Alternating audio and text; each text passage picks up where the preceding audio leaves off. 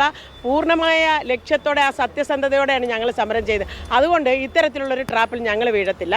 മറിച്ച് ഈ വിഷയം സെറ്റിൽ ചെയ്യണം, അതിനുശേഷം ബാക്കി കാര്യങ്ങൾ. ഒരു മുതിർന്ന ട്രേഡ് യൂണിയൻ നേതാവെന്ന നിലയിൽ ആർ ചന്ദ്രശേഖരൻ പറയുന്നത് ഇത്തരം തൊഴിൽ പ്രശ്നങ്ങൾ വരുന്ന സമയത്ത് നമ്മുടെ ഡിമാൻഡ് 2 സ്റ്റെപ്പ് മുകളിലോട്ട് വെച്ചാൽ 1 സ്റ്റെപ്പ് പുറകിലോട്ട് വെച്ച് അങ്ങനെയുള്ളൊരു മനസ്ഥിതി, ഒരു ഒത്തുതീർപ്പുള്ള മനസ്ഥിതി ഉണ്ടാവണം. നിങ്ങളുടെ നേതൃത്വം അത് കാണിക്കുന്നില്ല എന്നുള്ളതാണ് വിമർശനം. അദ്ദേഹം എന്താണ് അങ്ങനെ പറഞ്ഞതെന്ന് നമുക്കറിയത്തില്ല. നിങ്ങൾ പറഞ്ഞോണൊക്കെ വളരെ പരിണിത പ്രജ്ഞനായ ട്രേഡ് യൂണിയൻ നേതാവെന്നൊക്കെയാണ് അദ്ദേഹത്തെ കണക്കാക്കുന്നത്.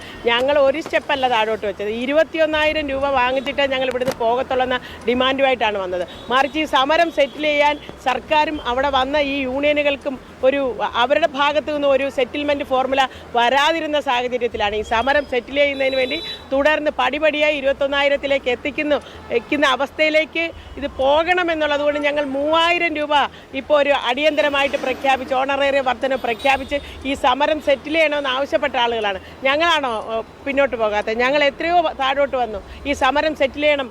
53 ദിവസമായിട്ട് സ്ത്രീകൾ ഇവിടെ കിടക്കുക എന്ന് പറയുന്നത് നിസ്സാരപ്പെട്ട കാര്യമില്ല. കുടുംബങ്ങളിൽ ജീവിക്കുന്ന സ്ത്രീകളാണ്, അവർക്ക് കുടുംബം നോക്കണം, അവരുടെ തൊഴിൽപരമായ ഉത്തരവാദിത്തങ്ങൾ നിർവഹിക്കണം. എത്ര കാലം ഇങ്ങനെ കൊണ്ടുപോകാൻ പറ്റും? സമരസന്നദ്ധമാണ്, സമരം ചെയ്യുക എത്ര നാൾ വേണമെങ്കിലും. പക്ഷേ അത് പാടില്ല എന്നുള്ളത് കൊണ്ടാണ് ഞങ്ങൾ വളരെ താഴ്ന്നു വന്നിട്ട് ഇത്രയൊരു എമൗണ്ട് എങ്കിലും വെച്ച് ഈ സമരം സെറ്റിൽ ചെയ്യണമെന്ന് ആവശ്യപ്പെട്ടത്. മറിച്ച് 21,000 രൂപയിലേക്ക് എത്തണം, അത് പടിപടിയായിട്ട് ഉയർത്തണം. മറിച്ച് ഈ സമരം സെറ്റിൽ ചെയ്യുന്നതിന് വേണ്ടിയിട്ട് ഇത്തരം ഒരു ഫോർമുല ഞങ്ങൾ അങ്ങോട്ട് വെച്ച് ഞങ്ങളെ ചർച്ചയ്ക്ക് വിളിക്കുമ്പോൾ